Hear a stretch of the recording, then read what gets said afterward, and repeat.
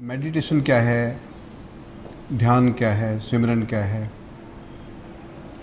क्यों करना चाहिए, ये बहुत से लोग जानना चाहते हैं। और ये एक अहम प्रश्न है। जो करना चाहते हैं, जो समझ गए हैं क्यों करना चाहिए, वो ये जानना चाहते हैं कैसे करना चाहिए। और जो नहीं जानते इस बारे में कि इसका क्या महत्व है, वो ये जानना चाहते हैं कि करना क्यों चाहिए। पहला सवाल है क्यों करना चाहिए, और दूसरा है कैसे करना चाहिए, करने के क्या फ़ायदे हैं। अगर हम आध्यात्मिक रूप से देखते हैं तो भगवान कृष्ण ने गीता में इसका बहुत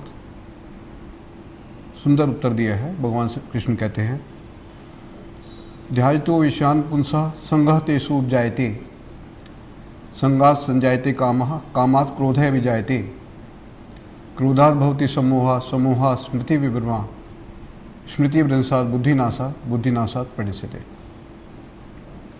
कई लाख साल पहले भगवान कृष्ण बहुत अच्छा जवाब दे गए। जो आज के समय में जो स्ट्रेस है, जो तनाव है, उस समय भी थे।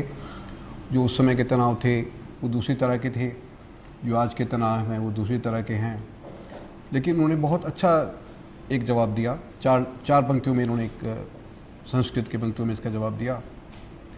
जो बड़े बड़े ग्रंथ नहीं बता सकते, वो 4 लाइनों में उसका जवाब है। ध्यायतो विषयान पुंसः संगः तेषु उपजायते। विषयों का ध्यान करने से उससे संग हो जाता है, प्रीति हो जाती है। ध्यायतो विषयान पुंसः संगः तेषु उपजायते, संगात् संजायते कामः। संग से काम की उत्पत्ति होती है, काम से क्रोध की उत्पत्ति होती है, क्रोध से विषयों की उत्पत्ति होती है, और अंत क्या होता है, इन सब से बुद्धि नाश हो जाता है। ध्यान का अर्थ क्या है? बहुत से लोग कहते हैं हमसे ध्यान नहीं होता, हम बैठते हैं एक पल के लिए भी, और पहली बार तो बैठ नहीं पाते हैं, बैठते हैं तो एक पल के लिए भी जो हमारा ध्यान एक जगह पर टिकता नहीं है। हमारे जो विचार हैं वो हमारे मन के अंदर, हमारे दिमाग के अंदर हमें कहीं का कहीं ले जाते हैं। हम अपने विचारों को एक पल के लिए भी रोक नहीं पाते। इसके लिए पहले ये समझना पड़ेगा कि जो विचारों का केंद्र कहाँ पर है। विचारों का केंद्र है मन, दिमाग, मस्तिष्क, ब्रेन। थोड़ा साइंटिफिकली अगर हम जाते हैं तो ब्रेन जो है वो हमारे शरीर का, हमारे विचारों का, हमारी इच्छाओं का, हमारी आकांक्षाओं का केंद्र है। ब्रेन ही हमारे सारे शरीर को रेगुलेट करता है। ये ब्रेन ही हमारे हार्ट को धड़काता है। हमारे जो नैनों में, हमारे जो आँखों में, हमारे जो आँख में जो पलकें झपकती हैं, जो हमारे ब्लड का सर्कुलेशन होता है, जो हमारे विचार पैदा होते हैं, जो हमारी बॉडी का मूवमेंट होता है, जो हम आकांक्षाएं करते हैं, जो विचार करते हैं, वो सब का सब मन में, ब्रेन में होता है। Brain is a super computer. तो हम लोग एक्सरसाइज तो कर रहे हैं, फिजिकल एक्सरसाइज तो कर रहे हैं, योगा भी कर रहे हैं, लेकिन हम उसकी जड़ तक नहीं पहुंच रहे जो इन सब बातों का कारण है, जिनके कारण शरीर में व्याधियाँ उत्पन्न होती हैं, मन की व्याधियाँ उत्पन्न होती हैं, विचारों में विकार आते हैं। उन सब का कारण क्या है? और आज के समय में तो हम देख रहे हैं जो आजकल हो रहा है समाज में, जितने विकार आ गए हैं, जो आज रोज़ आप अखबारों में पढ़ रहे हैं, जो हमारे आसपास हो रहा है, जो तामसी प्रवृत्ति इतनी ज़्यादा बढ़ गई हैं। तो इन सब का कारण क्या है? ब्रेन में विकार पैदा हुआ, गलत काम हुए। तो उसके लिए क्या करना चाहिए? ध्यान की आवश्यकता क्यों पड़ रही है? ध्यान के बहुत सारे अर्थ हैं। जैसे हम कहते हैं, बच्चों को कई बार कहते हैं आप लोग, ध्यान से पढ़िए, ध्यान से कोई भी काम करना होता है, कहते हैं ध्यान से काम करें, ध्यान से चलें, ध्यान से जीवन का निर्वाह करें। तो ध्यान का अर्थ है एकाग्रता से, समझदारी से, उसका अर्थ है ध्यान। तो यहाँ पर जो हम ध्यान की बात कर रहे हैं, वो ध्यान वो है कि हमारा जो हर पल हर क्षण हमारे मस्तिष्क में, हमारे दिमाग में जो विचार आते हैं, जब से हम पैदा हुए हैं, चाहे सो रहे हैं चाहे जाग रहे हैं, हमारे विचार चलते जा रहे हैं दिमाग में, ब्रेन में। तो उन विचारों को कुछ पल के लिए रोका जाए,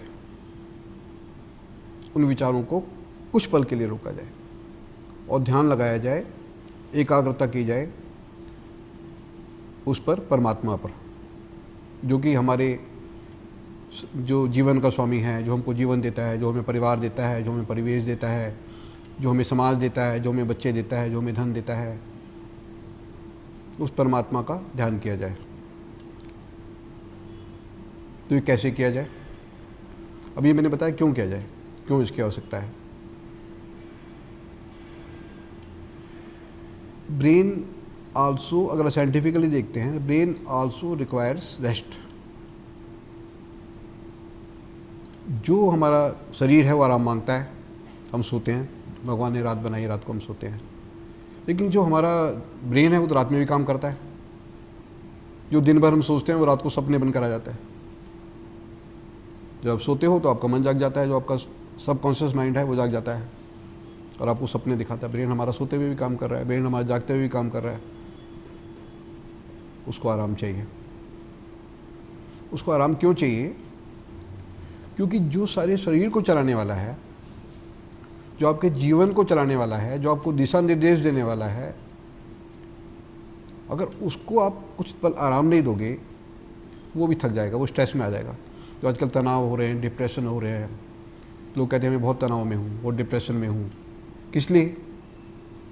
कि वो जो विचार हैं दिमाग में, वो कहीं का कहीं इंसान को ले जाते हैं। कोई समस्या है तो जो हमारी विचार श्रृंखला शुरू हो जाती है, उसका क्या परिणाम होगा। हम वर्तमान में जीने के बजाय या तो भूत में जीते हैं या भविष्य में जीते हैं। हम सोचते हैं उसका क्या होगा, किसी समस्या का, उसका क्या हल, उसका हल सोचा जाए तो अच्छी बात है, लेकिन हल के बजाय हम सोचते हैं। इसलिए ब्रेन को रेस्ट चाहिए। अब ब्रेन को रेस्ट मिल नहीं पाता, स्ट्रेस पैदा होता है, तनाव पैदा होता है। आजकल जो डिप्रेशन के कारण बहुत से केसेस, सुसाइडल केसेस भी आते हैं, क्योंकि ब्रेन को आराम नहीं मिल पा रहा है। उसको आराम चाहिए। ये साइंटिफिकली बता रहा हूँ मैं आपको। और आध्यात्मिक दृष्टि से अगर अब देखते हैं तो हमारे यहाँ आध्यात्मिक दृष्टि से माइथोलॉजी के लिए हमारे यहाँ वर्णन किया गया है राधा कृष्ण का। अब राधा या कृष्ण का अर्थ क्या है? राधा कृष्ण, राधा हम सब अगर माइथोलॉजिकली देखते हैं, आध्यात्मिक दृष्टि से देखते हैं, हम सब स्त्रियाँ हैं। We are all females. पुरुषों में से कोई नहीं है, सिर्फ एक पुरुष है, एक, वो है परमात्मा। जितनी भी आत्माएं हैं दे आर ऑल फीमेल्स। तो उन राधा और कृष्ण का मिलन, ये माइथोलॉजिकली, स्पिरिचुअली, ये ध्यान से संभव है। मैं आपको एक छोटी सी बात बताता हूँ, कहानी सुनाता हूँ। एक घर में एक पति पत्नी रहते हैं और पति कुछ देर के लिए घर से बाहर जाता है तो घर में कुछ मेहमान आ जाते हैं। और जब वो मेहमान आते हैं तो जो घर की स्वामिनी है वो उनका स्वागत करती है, उनको रुकने के लिए कमरे में जगह देती है, उनका हॉस्पिटेबिलिटी करती है, उनको चाय नाश्ता देती है, खाना देती है। और मेहमान आ जाते हैं, और मेहमान आ जाते हैं, वो सबकी सेवा करती है। एक अवस्था ऐसी आती है, हर कमरे में हमारे मेहमान हो जाते हैं और वो उनकी सेवा में लगे हुए हैं। हम ये भूल जाते हैं, वो ये भूल जाती है कि घर उसका है, मेहमानों का घर हो क्या रह जाता है। हर कमरे में मेहमान भर जाते हैं। घर का स्वामी घर में आता है और वो देखता है कि मेरी जो पत्नी है उससे मैं बात भी नहीं कर सकता। वो घर पे नॉक करता है तो वो नॉक भी नहीं सुन पाती, वो दरवाज़ा नहीं खोलती, क्योंकि उसका ध्यान लगा हुआ है सुबह शाम जो घर में मेहमान हैं उनकी सेवा में लगा हुआ है, हॉस्पिटेबिलिटी में लगा हुआ है। तो यही अवस्था हमारी है। आध्यात्मिक दृष्टि से जो हमारा मन है, जो हमारी आत्मा है, हमारी आत्मा घर की मालकिन है, जिस घर में हम रहते हैं उसकी मालकिन है आत्मा। और परमात्मा जो घर का स्वामी है, जो आत्मा फीमेल है, तो घर का स्वामी है परमात्मा, जो सब जगत का भी स्वामी है, सब आत्माओं का भी स्वामी है। तो जब परमात्मा हमारे दरवाजे पर नॉक करता है, हमारे मन पर नॉक करता है, तो हम कई बार सुनते हैं, सब हर इंसान कभी ना कभी उसको लगता है कि कोई मेरे मन के दरवाजे पर दस्तक दे रहा है, परमात्मा दे रहा है। लेकिन वो इतना व्यस्त हो जाता है अपने विचारों में, अपने रोज़मर्रा के कामों में, अपने मेहमानों में जो उसने अपने मन में भर लिए हैं, कि वो उसके लिए बिल्कुल भी समय नहीं दे पाता। जबकि सबसे बड़ा कार्य अगर मनुष्य का जन्म हमको मिला है, कहते हैं बहुत जन्म बिछड़े थे माधो, ये जन्म तुम्हारे लिखे। कहा जाता है कि हम बहुत जन्मों से बिछड़े हुए थे, पता नहीं कौन कौन सी जोनियों से के बाद हमको ये जो मनुष्य का शरीर मिला है, ये बहुत जोनियों के बाद हमको मिला है। ये इसका कारण क्या, क्यों मिला है? इसका कारण ये है कि हमको इस जन्म में, इस जन्म को बेकार ना जाने दे, जैसे हमने बहुत जोनियों में जाने दिया है। बहुत जन्म बिछड़े थे उससे, इस जन्म में ये जन्म हमारा बेकार ना जाए। इस जन्म में हमारा उससे मिलन जरूर होना चाहिए, आत्मा परमात्मा का मिलन जरूर होना चाहिए, नहीं तो ये भी बेकार गया, वेस्ट। अगर हमने उस परमात्मा से अपने आत्मा का मिलन नहीं करवाने की कोशिश भी करी तो ये वेस्ट। अब हम कहते हैं, जैसा आपने कहा कि हम ध्यान लगाना बैठते हैं और ध्यान लगता नहीं, हमारा विचार हमारे साथ रहते हैं, सराउंडिंग में हमारे रहते हैं। तो ये तो मैंने बताया विचार ध्यान लगाने की आवश्यकता क्या है। इसके बारे में कोई अगर कोई सवाल हो तो पूछ सकते हैं कि हमें ध्यान लगाने की आवश्यकता क्यों है, कोई इस बारे में कोई और बात, कोई सवाल। तो मैं बताता हूँ ध्यान लगाने का प्रोसेस क्या है।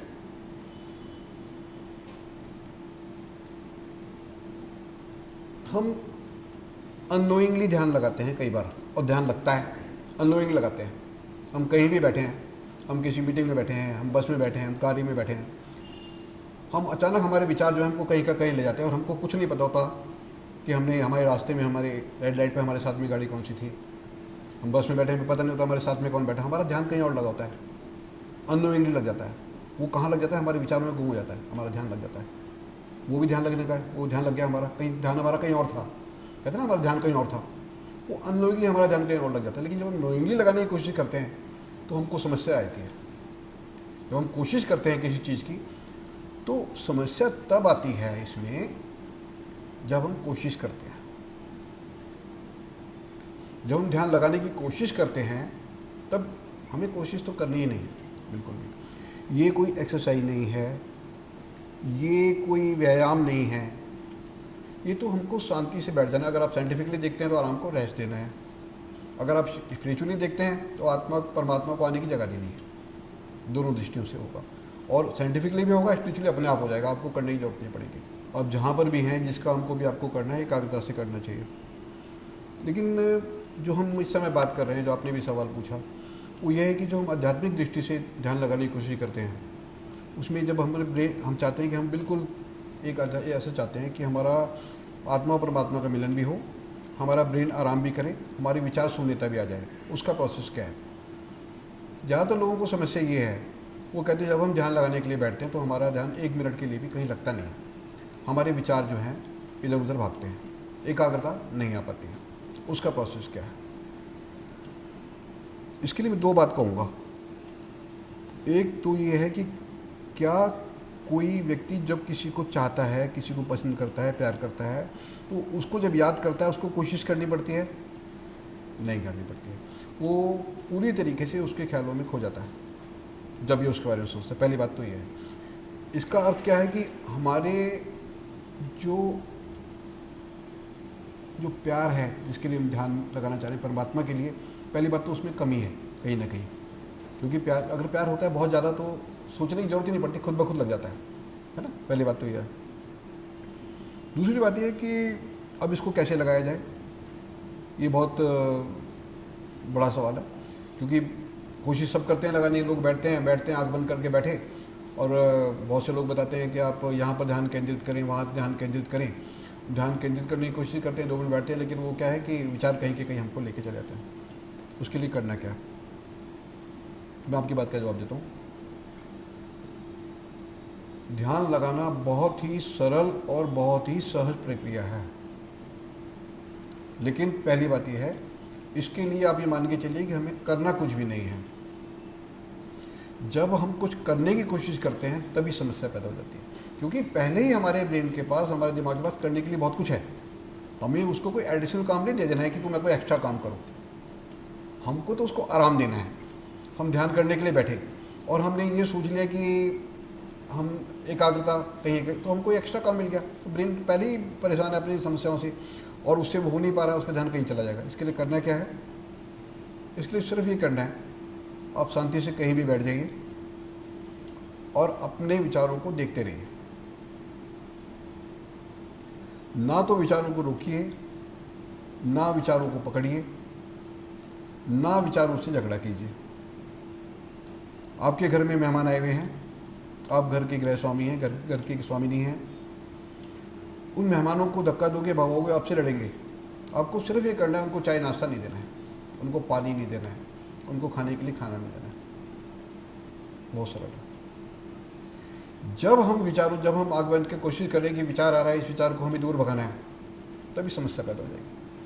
आप घर के कोने में खड़े हो जाइए और उन मेहमानों को देखते रहिए, बिल्कुल शांति से देखते रहिए। ना उनको कुछ बोलिए, ना उनसे कुछ बात कीजिए, ना उनका विरोध कीजिए, चुपके से उनको शांति से देखते रहिए। और वो जो मेहमान हैं, जब देखेंगे ना उनको कोई अटेंड कर रहा है, ना कोई उनको हॉस्पिटलिटी कर रहा है, वो चुपचाप धीरे धीरे घर से चले जाएंगे।